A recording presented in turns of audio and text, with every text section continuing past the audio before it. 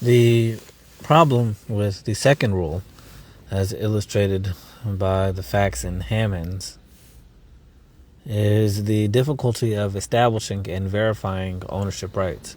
The homogeneity of natural gas and its dispersion in caverns makes proving its original underground location difficult and costly. Our analysis of fugitive resources reveals a common trade-off in property law. Rules that tie ownership to possession have the advantage of being easy to administer and the disadvantage of providing incentives for uneconomic investment in possessory acts, whereas rules that allow ownership without possession have the advantage of avoiding preemptive investment and the disadvantage of being costly to administer. Choosing the more efficient rule in a case such as Hammond's requires balancing the incentive to overinvest under the rule of first possession, because the cost of administering and enforcing ownership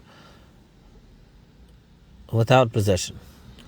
Besides first possession and tied possession, other ways of allocating initial rights include auctions, lotteries, and preferences based on attributes such as needs, accomplishments, ethnicity, and gender. Question 5.15. Here is the critical part of the case of Pearson v. Post. Superscript 13.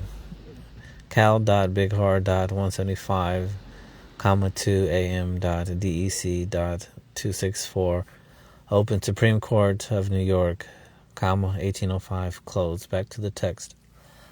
Post, being in possession of certain dogs and hounds under his command, did on a certain wild and uninhabited, unpossessed, and wasteland called the beach, find and start one of those noxious beasts called a fox.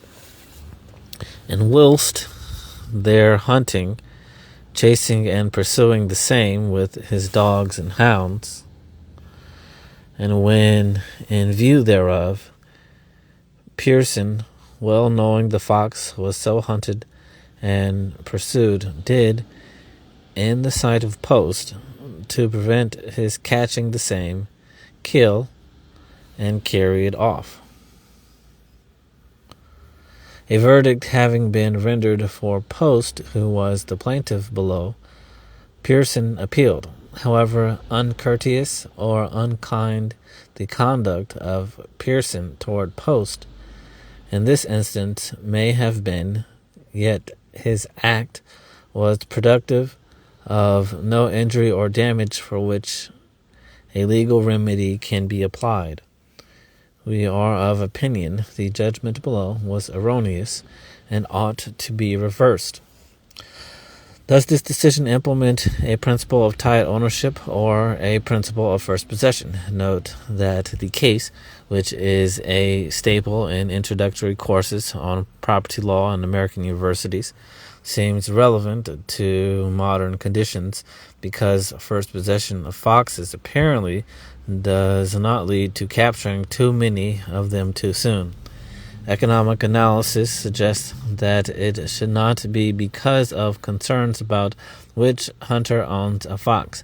Explains the cost and benefits to weigh in an efficiency analysis of this case. Question 5.16. Can you make any sense of the proposition that the rule of first possession is a principle of natural justice?